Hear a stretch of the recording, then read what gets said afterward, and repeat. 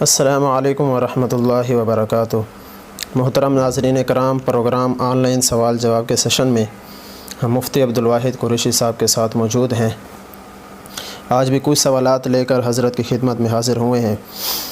آپ حضرات بھی اپنے روزمرہ کے مسائل اس ویڈیو کے نیچے کمنٹ باکس میں لکھ سکتے ہیں، اور اس ویڈیو کو جتنا ہو سکے زیادہ سے زیادہ شیئر کریں تاکہ آپ کی طرح اور بھی احباب صدقہ جاریہ میں شامل ہو سکیں۔ تو ناظرین، چلتے ہیں اپنے سوالوں کی طرف۔ ہمارے پاس سب سے پہلا سوال ہے، عمیر شیخ پوچھتے ہیں قبر میں کون سے اور کتنے سوال ہوں گے، تفصیل سے بتا دیں، جزاک اللہ۔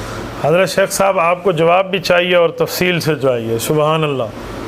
اس کے لیے میں ابو داؤد شریف کی روایت آپ کے سامنے یہاں تلاش کر کے پڑھ ہی دیتا ہوں۔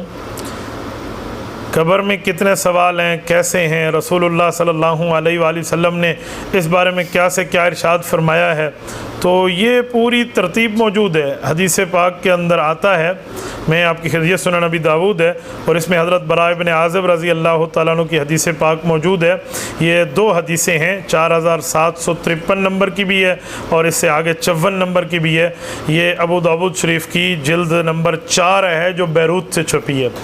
اس میں ایک تفصیل موجود ہے کہ فرشتے میت سے مخصوص سوالات کرتے ہیں۔ وہ سوالات کیا ہیں؟ تیرا رب کون ہے، تیرا دین کیا ہے، اور تیرا نبی کون ہے۔ پھر اپنی اپنی ایمانی کیفیت کے مطابق میت کی طرف سے جوابات کی نوعیت میں مختلف ہوتی ہے، اور ہر جوابات کے بعد جو اس کا نتیجہ اور رزلٹ نکلتے وہ بھی مختلف ہے۔ یہ حدیث پاک ہے، امام ابو داؤد رحمۃ اللہ علیہ اپنے استادوں کے واسطے سے حدیث پاک صحابی رسول حضرت براء بن عازب رضی اللہ تعالی عنہ سے نقل فرماتے ہیں۔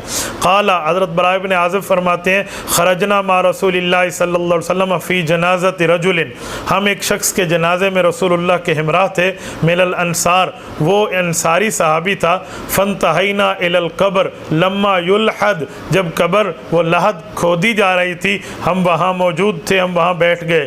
فجلس رسول اللہ صلی اللہ علیہ وسلم وجلسنا حولہ، ہم بھی بیٹھے، رسول اللہ بھی تشریف فرما ہوئے۔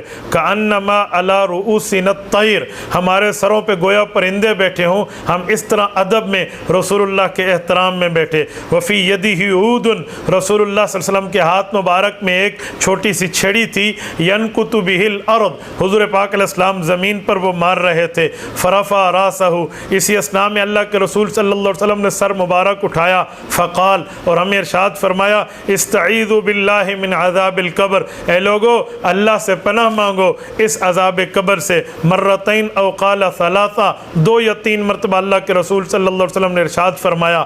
وقال، اور رسول اللہ صلی اللہ علیہ وسلم پھر ارشاد فرمایا، وَأَنَّهُ لَيَسْمَعُ خَفْقَ نِعَالِهِمْ إِذَا وَلَّوْا مُدْبِرِينَ، فرمایا لوگو جب تم کمر پھیر کے جا رہے ہوں گے اس کو دفن کرنے کے بعد، یہ تمہاری جوتیوں کی آہٹ سن رہا ہوگا، اور پھر حین یقال، اس وقت اس سے سوالات ہوں گے اور اسے کہا جائے گا، یا ھذا، اوے بندے، مر ربک، تیرا رب کون ہے، وما دینک، تیرا دین کیا ہے، تیرا مذہب کیا ہے، ومن نبیک، تیرے نبی کون ہے۔ اس جگہ حضور پاک علیہ السلام نے فرمایا، وَيَأْتِيهِ مَلَكَانِ، فرمایا 2 فرشتے اس کے پاس آئیں گے، فَيُجْلِسَانِهِ، اسے اٹھا کر بٹھا دیں گے، فَيَقُولَانِ لَهُ مَن رَبُّكَ، وہ دونوں فرشتے یعنی منکر اور نکیر اس سے پوچھیں گے تیرا رب کون ہے، فَيَقُولُ رَبِّيَ اللَّهُ، یہ کہے گا میرا رب اللہ ہے، فَيَقُولَانِ لَهُ، وہ اس سے پوچھیں گے ما دینک، تیرا مذہب کیا ہے، تیرا دین کیا ہے، فَيَقُولُ دِينِيَ الْإِسْلَامُ، یہ کہے گا میرا دین الاسلام، اسلام میرا مذہب ہے، فیقولان لہو، وہ اسے کہیں گے ما ھذا الرجل الذی بعث فیکم، رسول اللہ صلی اللہ علیہ وآلہ وسلم کی طرف فرمائیں گے یہ شخص کون ہے جو تم میں بھیجے گئے، وہ کون ہے، قال، وہ کہے گا، فیقول ہوا رسول اللہ صلی اللہ علیہ وسلم، وہ میرے پاک پیغمبر حضرت محمد صلی اللہ علیہ وسلم ہے، فیقولان لہو، فیقولان، وہ دونوں اس سے کہیں گے، وما یدریک، تجھے کیسے پتا، فیقولو، یہ کہے گا، قرأت کتاب اللہ فآمنت بہ وصدقت،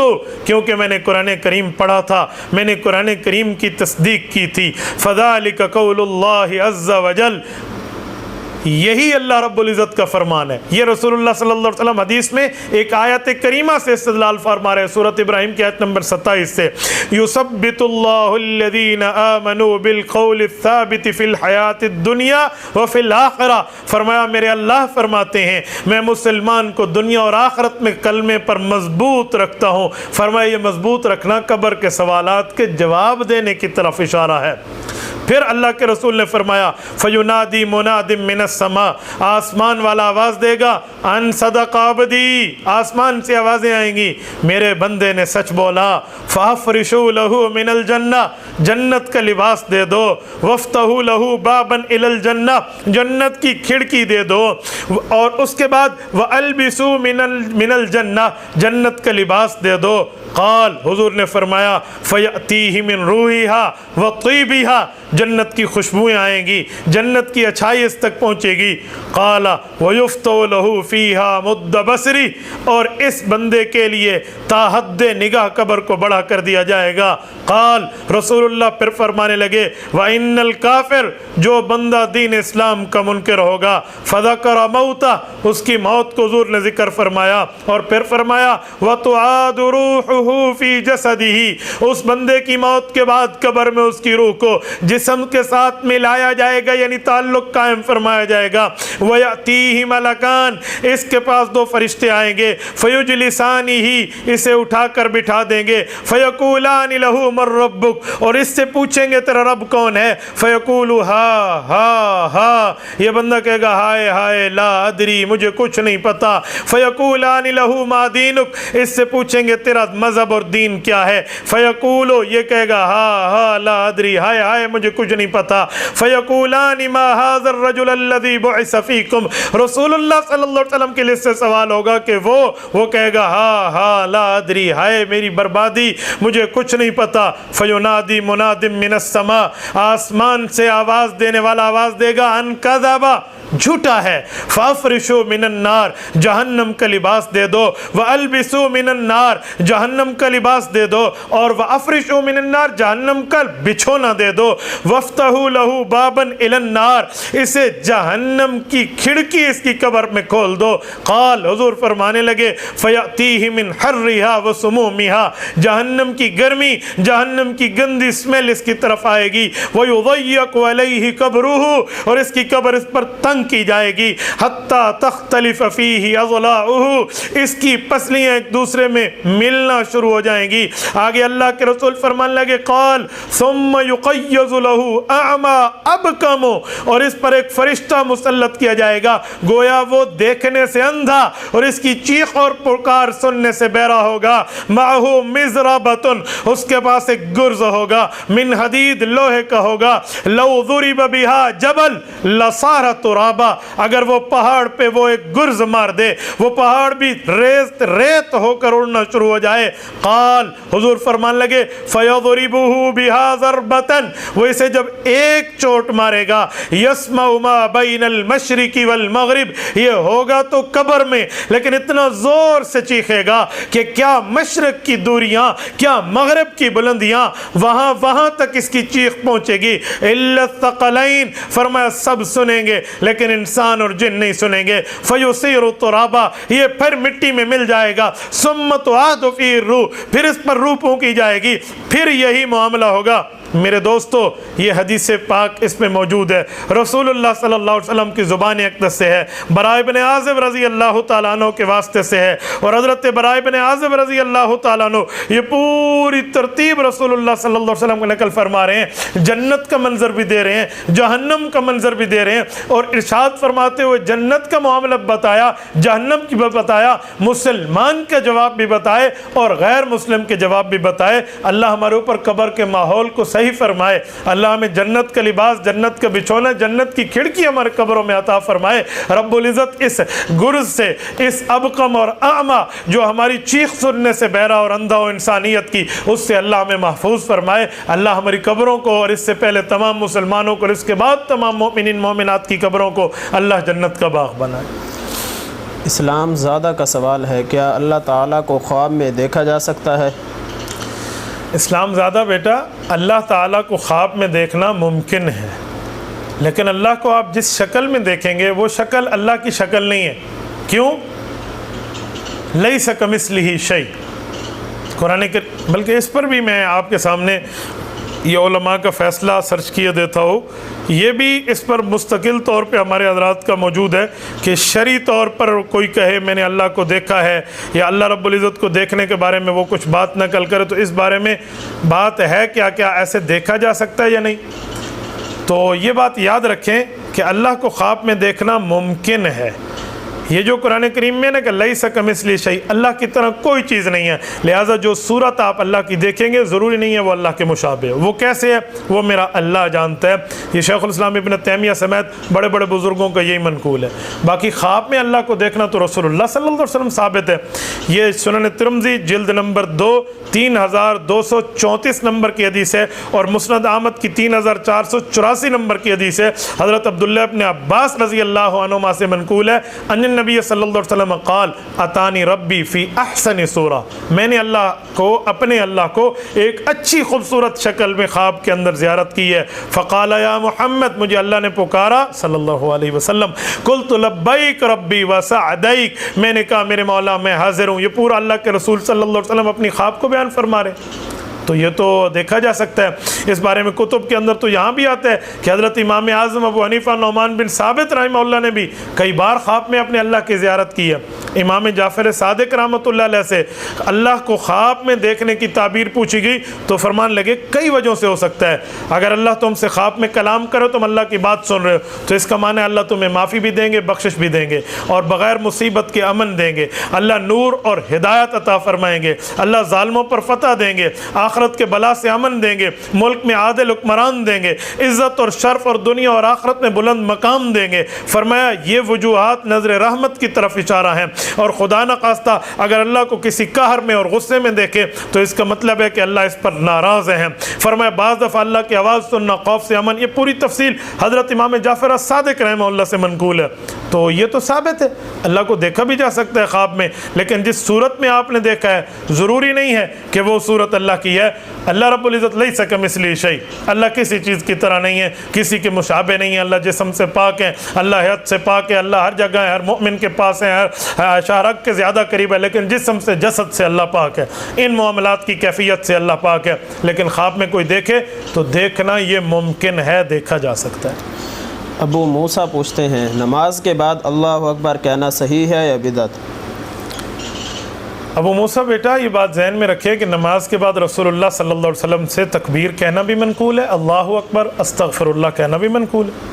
حدیث پاک میں اس پر بھی تفصیل آتی ہے کہ رسول اللہ صلی اللہ علیہ وآلہ وسلم جب نماز کو پورا فرماتے اور نماز کو پورا فرمانے کے بعد رسول اللہ صلی اللہ علیہ وآلہ وسلم مختلف الفاظ ارشاد فرماتے.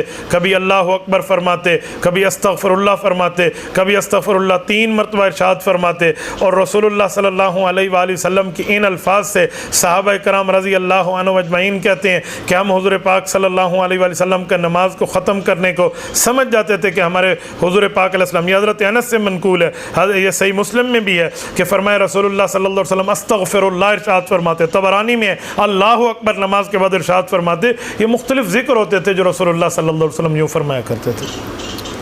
رئیس مشتاق پوچھتے ہیں کوئی آدمی جانور صدقہ کرتا ہے اور اس کا گوشت اپنے گھر میں پکا سکتا ہے یا نہیں؟ بیٹا صدقے کی 2 قسمیں ہیں. نمبر 1 آپ نے منت مانی تھی اور اب صدقہ کر رہے ہیں تو 100% غرباء کے پاس جائے گا، آپ اپنے پاس نہیں رکھیں گے. صدقے کی دوسری قسم ہے اللہ کے نام کی خیرات، بس اللہ خوش ہو جائے، پھر آپ خود بھی کھا سکتے ہیں، دوسروں کو بھی کھلا سکتے ہیں. اب آپ نے کون سے صدقے کی نیت سے بکرا ذبح کیا ہے وہ آپ ہی کو پتہ ہے. میں نے دونوں مسئلے آپ کے سامنے رکھ دیا. میاں دانش کا سوال ہے اسلام میں غیر مسلموں کے کتنے حقوق ہیں؟ ان کے مندر وغیرہ بنانا اسلام اجازت دیتا ہے کیا؟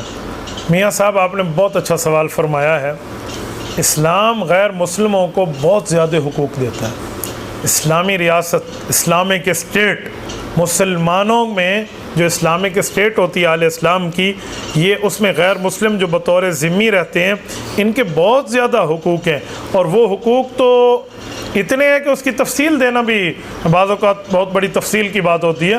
یہ سورۃ ممتحنہ ہے قرآن کریم میں، 12 نمبر 29 ہے. اس میں اگر آپ 12 نمبر 28 ہے، اس میں اس کی آیت نمبر 8 دیکھ لیں تو آپ کو قرآن کریم کی آیت ملے گی لا ينهاكم الله عن الذين لم يقاتلوكم في الدين ولم يخرجوكم من دياركم ان تبروهم وتقسطوا اليهم ان الله يحب المقسطين. فرمایا کہ جو کافر آپ کے ساتھ لڑ نہیں رہا، حربی کافر نہیں ہے، اور وہ آپ کو گھروں سے نکال ہجرت پہ مجبور نہیں کر رہا، یعنی وہ اس کا رویہ آپ کے ساتھ ٹھیک ہے، آپ اس کافر کے ساتھ اپنا رویہ ٹھیک رکھیں اور انصاف کریں اور احسان کریں اس پہ، تو اللہ انصاف کرنے والوں کو پسند کرتا ہے. تو قرآن کریم ہمیں یہ حکم دے رہا ہے. تو اس حکم کے بعد اسلامی ریاست کی ذمہ داری ہے کہ جو اسلامی ریاست میں غیر مسلم بستے ہیں اور غیر مسلم رہتے ہیں تو ان کے ساتھ حسن سلوک سے پیش آئیں. ان کے حقوق میں ان کے جان کی حفاظت یہ مسلمانوں کے حقوق میں داخل ہے. فرمایا جو ہمارے ذمی کو قتل کرے گا اور ہمارے جس کے ساتھ معاہدہ ہو چکے حدیث پاک میں ہے، حضور علیہ پاک صلی اللہ علیہ وسلم فرماتے ہیں، صحیح بخاری کتاب الجہاد کی حدیث ہے، فرمایا وہ جنت کی خوشبو بھی نہیں دیکھے گا. تو غیر مسلم جو اسلامی حکومت کے تابع ہے، حتیٰ کہ اس کے مال کی حفاظت کرے گا. اور فرمایا مال کی حفاظت ایسے جیسے آپ مسلمانوں کے مال کی حفاظت کرتے ہیں، آپ نے غیر مسلم کو مال کی حفاظت اسی طرح دینی ہے. حضور پاک علیہ السلام فرمانے لگے آپ کے لیے غیر مسلم کا مال حلال نہیں ہے جو تمہارے تابع ہو کر تمہاری ریاست میں رہتا ہے. ان کی عزت اور آبرو کا تحفظ یہ اسلامی حکومت کی ذمہ داری ہے. عدالتی اور قانونی تحفظ جیسے مسلم کو ملتا ہے ویسے غیر مسلم کو ملے گا. اس معاملے میں بالکل ویسے ہی رہیں گے، مقدمات میں اور اس طرح رہیں گے. اور دماؤہم کا دماءنا، حضور پاک علیہ الصلوۃ والسلام نے تو ان کے خون کو اپنے خون کی طرف اشارہ کر کے ان کے خون کی محفوظیت کی طرف اشارہ کرتے ہوئے فرمایا. اور ایک حدیث میں انا احق من وفا بذمہ، فرمایا جو ہمارے ذمے میں داخل ہو گیا میں ذمہ دار ہوں اس کے حقوق کے تحفظ کا. نمبر 2، ان کو اپنے مذہب کے معاملات میں جو غیر مسلم مسلمانوں کے محتاط رہتے ہیں اسلامی حکومت میں مذہبی آزادی ہوگی. کسی قسم کی مذہبی روک ٹوک ان کے اوپر نہیں ہوگی، وہ بالکل مذہبی آزادی میں رہیں گے. لا اکراہ فی الدین قد تبین الرشد من الغی، قرآن نے فیصلہ کر دیا کہ اب گمراہی اور ہدایت واضح ہو چکے ہیں. اب کسی کو پر جبر ڈنڈا اٹھا کے انہیں یہ نہیں کہا جائے گا تم مذہب بدلو، نہیں، انہیں مذہبی آزادی ہوگی. اور وہ اسلامی حکومت میں مسلمانوں کے شہروں میں مذہبی آزادی کے طور پہ اپنی عبادت گاہوں میں مذہبی آزادی رکھ سکیں گے. یہ حضرت عمر بن عبدالعزیز رحمۃ اللہ علیہ سے بھی یہی منقول ہے، اور باقی صحابہ کرام سے بھی، خلفائے راشدین سے بھی، انہوں نے اپنے محتاط ذمیوں کے ساتھ، محتاط غیر مسلموں کے ساتھ ایسے ہی معاملہ رکھا. اگر غیر مسلم کو اسلامی حکومت منصب اور ملازمت دینا چاہے تو دے سکتی ہے. ملازمت کی 2 قسمیں ہیں، ایک ہوتی ہے ملازمت تنفیذ، ایک ہوتی ہے ملازمت تفویض. شریعت میں 2 ہے. ملازمت تنفیذ کا معنی جو اسلامی قوانین بن چکے ان کو نافذ کرے، تو یہ تو مسلم اس ملازمت پہ رہ سکتا ہے. تفویض جس میں پالیسی ساز ادارے بیٹھتے ہیں اور وہ پالیسی وضع کرتے ہیں، اس میں غیر مسلم کو نہیں لایا جا سکتا.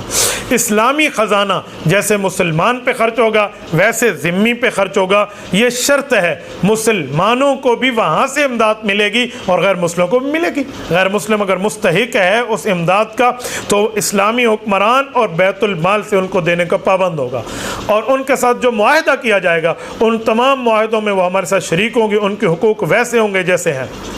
اگر ان کی عبادت گاہ متاثر ہو گئی ہے تو اس کو ریپیئر بھی وہ کر سکتے ہیں، ریپیئر کر سکتے ہیں اپنی عبادت گاہ کو اور بطور عبادت گاہ اس کو استعمال کر سکتے ہیں. لیکن نئی عبادت گاہ بنانے کی اجازت اسلام نے نہیں دی. جس جگہ مسلمانوں کے معاملات میں غیر مسلم بستے ہوں یہ تمام باتیں مسلمان ان کی حقوق کا تحفظ کریں گے، جان و مال کا کریں گے، عزت آبرو کا کریں گے، ان کے معاملات کا کریں گے، ان کے ساتھ عدالتی معاملات میں ان کو تحفظ ہوگا، سب کچھ ہوگا، مذہبی آزادی ہوگی. لیکن وہ اپنی کنسٹرکشن کر کے نیا مندر، نیا گردوارہ اور نیا کلیسا اور یہ نئے چیزیں یہ نہیں بنا سکتے. یہ اہل اسلام میں اسلام اجازت نہیں دیتا. کیوں؟ مسلمان بت تراش ہوتا نہیں ہوتا بلکہ بت شکن ہوتا ہے. یہ بت تراشنا یہ رسول اللہ صلی اللہ علیہ وسلم ثابت نہیں ہے. مسلمانوں کے تحفظ جیسے تھا ویسے غیر مسلم کو تھا جو ذمی حضور کے ساتھ رہتے تھے، رسول اللہ صلی اللہ علیہ وسلم کی ماتحتی میں رہتے تھے، پھر صحابہ کے ساتھ، تابعین کے ساتھ، اہل بیت کے ساتھ، ائمہ تھا، جتنا معاملہ گزرے. تو نئے مندر کی اجازت، نئے کلیسے کی اجازت، نئے چرچ کی اجازت، نئے گردوارے کی اجازت یہ مسلمان نہیں دیں گے، یہ اسلام نہیں دے گا، یہ اسلام میں شامل حال نہیں ہے. باقی یہاں ان کو کوئی پرانا ہے وہ سیٹ کرنا چاہتے ہیں اس میں عبادت کرنا بالکل کھلی اجازت ہے. کیوں؟ مسلمان بت توڑنے والا ہے، بت بنانے والا نہیں ہے. رسول اکرم صلی اللہ علیہ وسلم جب فتح مکہ میں کعبۃ اللہ تشریف لائے جال حق وذاق الباطل ان الباطل کان زہوقا، یہ ارشاد فرما کر حضور آیت پڑھتے اور بتوں کو نیچے گراتے تھے۔ حضرت علی المرتضیٰ ساتھ ہیں رضی اللہ تعالیٰ عنہ، اور باقی صحابہ ساتھ ہیں، اندر ٹھہرے ہیں کعبۃ اللہ کے اندر، پورے بتوں کو پاک کر دے۔ ان بتوں میں وہ تصاویر بھی تراشی ہوئی شامل تھی جو حضرت موسیٰ علیہ نبینا علیہ الصلوۃ والسلام کی شامل ہے، حضرت داؤد علیہ نبینا علیہ الصلوۃ والسلام کی شامل ہے، ان کو بھی اللہ رب العزت کے نبی نے توڑا ہے۔ تو نئی چیزوں کی اجازت اسلام نہیں دیتا، ہاں پرانے معاملات میں ان کے حقوق اور مذہبی معاملات میں اقلیتوں کا تحفظ یہ اسلام کرتا بھی، اور اسلام میں ساتھ اہل اسلام کو کرنا چاہیے بھی۔ جزاک اللہ خیر۔ اللہ تعالیٰ آپ کو خوش رکھے۔ وآخر دعوانا الحمد للہ رب العالمین۔